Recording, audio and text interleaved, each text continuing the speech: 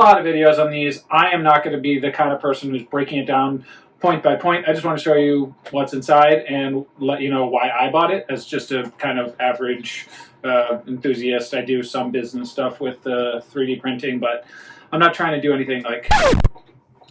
Hey everyone, welcome to my incredibly messy little workshop here. We have our 3D printing here, we have our cutting here, lots of stuff going on, our laser cutting, and we don't have that much room, so I'm doing the unboxing right here. Excuse the mess, it's pretty crazy.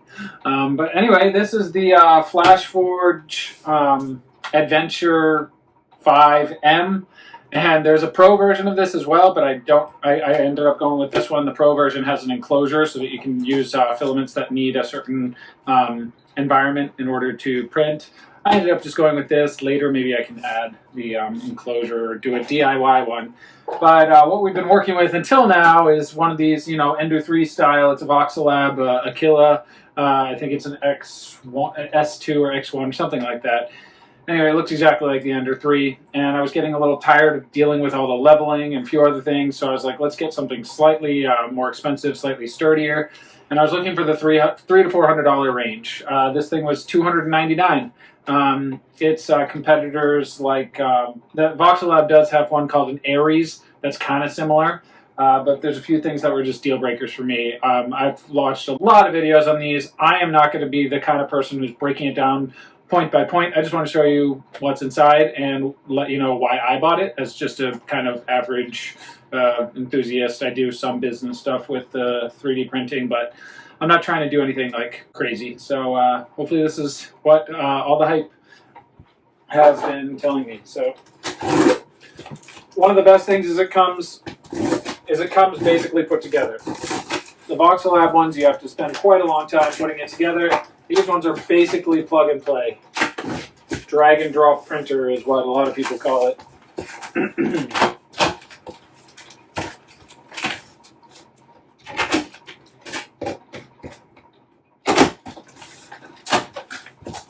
Okay, I'm actually going to set this down so I can show you what's inside on the table.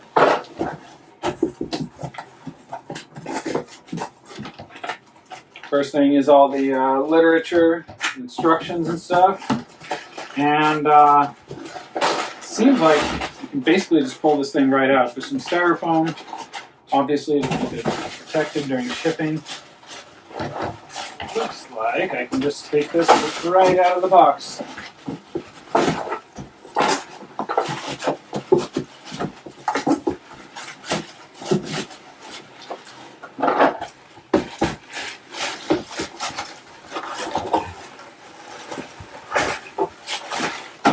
Yep, nothing left over in the box after taking that out.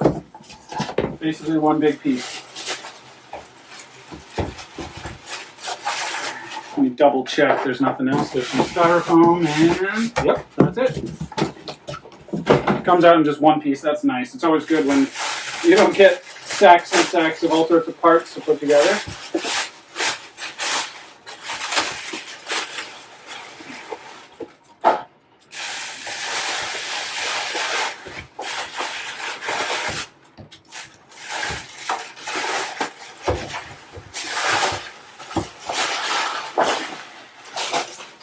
First impression already is that it's super sturdy and compact. This thing, sturdy. The S2 right here. I kind of took it apart a little bit, so it's kind of messy right now.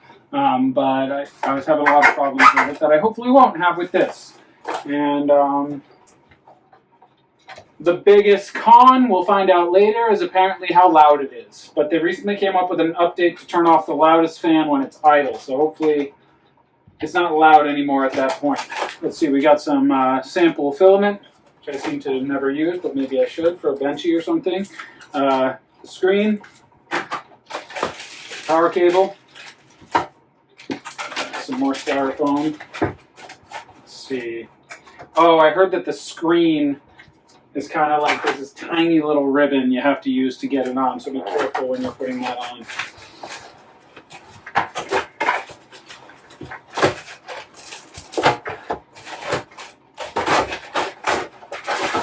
Okay, some more parts in this little box here. Let's see. pliers or filament cutters. Got a Phillips head screwdriver. Probably, I guess this holds the screen or something. We've got wear protection, maintenance grease. I'm not exactly sure what to use that for. This doohickey, I'm sure that has a name. And finally, a couple extra screws.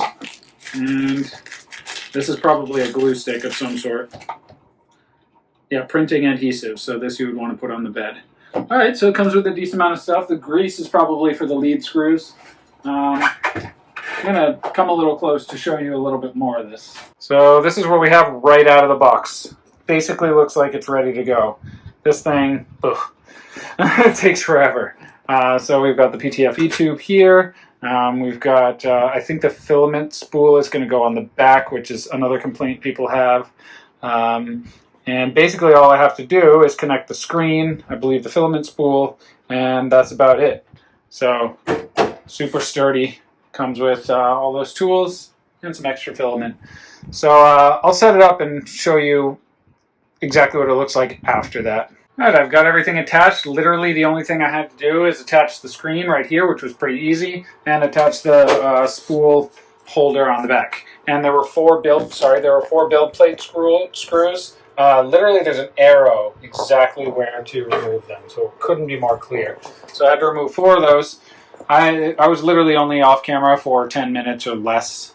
And now I go through, select my language, confirm everything is taken out, and now it calibrates itself. I am Olena. This is Isaac. And we are the TravelBugBite. We met in Prague, Czech Republic. Lived in Shanghai, China. New York and Rhode Island, USA. And now we live in Hawaii. We've traveled from Tibet to Puerto Rico. Harbin to PP. And drove cross country with Smiley in our Tesla Model 3. Subscribe to follow our adventures. If you liked our video, don't forget to click the like button, leave a comment, and subscribe. Check out our videos from all around the world and let us know what you'd like to see next. Thanks for watching!